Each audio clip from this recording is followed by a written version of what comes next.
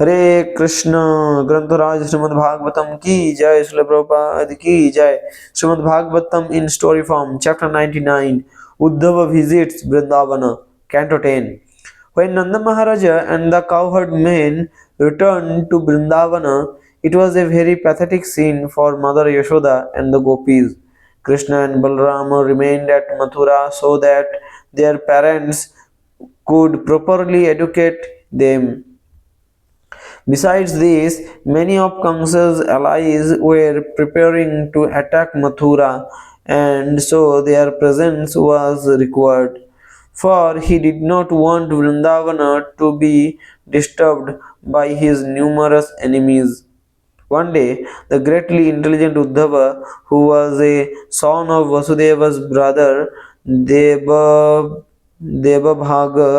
and thus a cousin and beloved friend of Lord Krishna, and who was a direct disciple of Brihaspati, arrived at Mathura.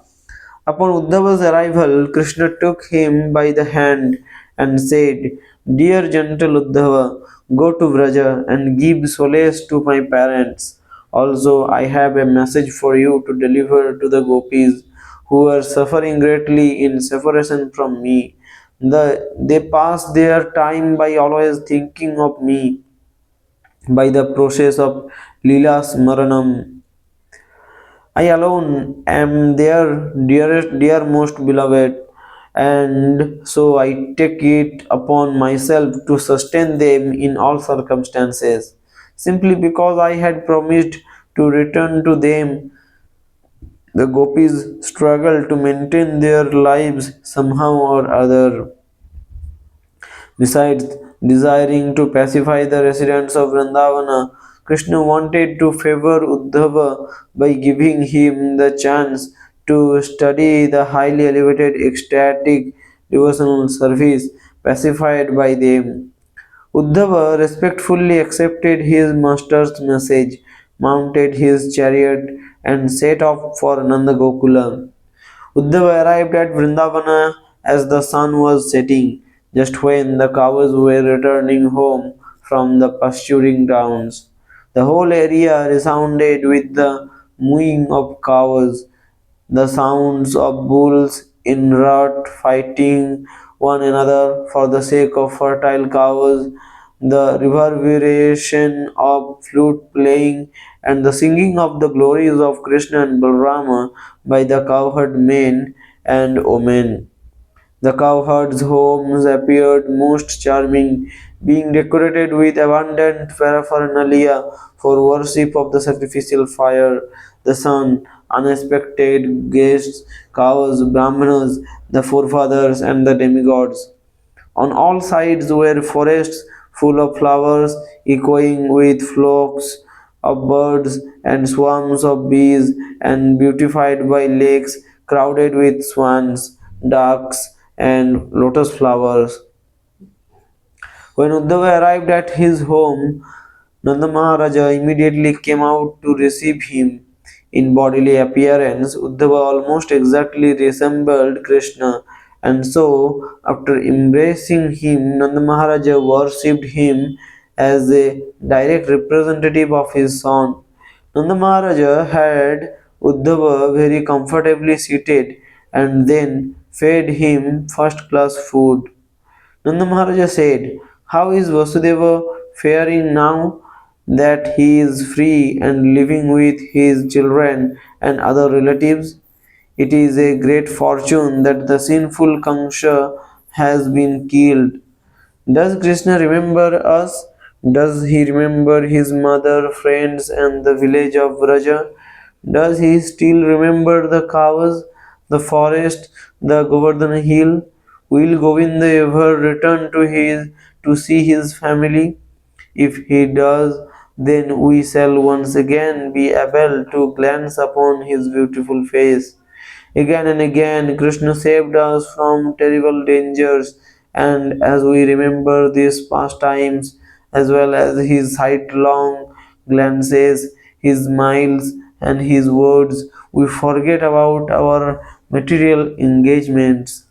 When we see the places where Mukunda enjoyed his sporting pastimes, the river, hills, and forests, our minds become absorbed in him. I think that Krishna and Balrama must be two demigods who have come here to fulfill some great mission. For this was foretold by Garga Rishi. After all, he killed Kangsha, who was as strong as 10,000 elephants, and he also lifted Govardhana hill, broke a giant bow the length of three tala trees, and easily destroyed so many demons that had formerly defeated even the demigods. While thus speaking, Nanda Maharaja became overwhelmed by intense feelings of separation and thus fell silent. As Mother Yashoda listened, she cried continuously while milk flowed from her breast out of love. Uddhava was overjoyed to witness Nanda and Yashoda's wonderful loving attachment for Krishna. He said, O respectable Nanda, certainly you and Mother Yashoda are the most praiseworthy persons in the entire world because you have developed such a loving attitude toward Lord Narayana. These two lords, Krishna and Balrama, are each the original seed of all existence. O most fortunate ones, do not lament, for Krishna will soon return to Vraja just to satisfy you. Actually, the Lord has no mother, no father, no wife, children, or other relatives. He has no material body and no birth, nor is he obliged to do any work, yet to enjoy his pastimes and deliver his saintly devotees, he manifests himself in this world. The Supreme Lord is certainly not your son alone, but is the Son, Soul, Father, and Mother of everyone.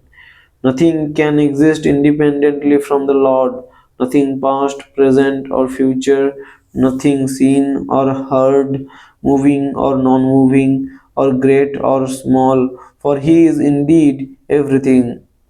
While thus relieving the distress of Nanda and Yashoda, the night ended. Uddhava had continued speaking all night. The women of the village awoke and began to engage themselves in their various duties. As the ladies churned yogurt into butter, their arms shone with the splendor of their jeweled bangles, which reflected the light of the lamps. Their loud singing of Krishna blended with the sound of their churning, dissipating all inauspiciousness in all directions. It was the custom of the gopis to come every morning and offer respects to Nanda and Yashoda. When they noticed the golden chariot in front of the house, they wondered, who does this belong to? Perhaps Akrura has returned with another cruel intention.